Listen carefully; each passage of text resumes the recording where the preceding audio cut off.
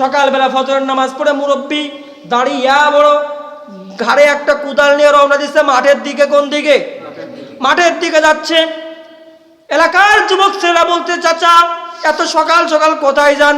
কয় দেখো না, এখন বয়স হয়ে গেছে 60-70 বছর, এখন রোদ উঠলে কাজ করতে পায় না। বলে কি বলে না?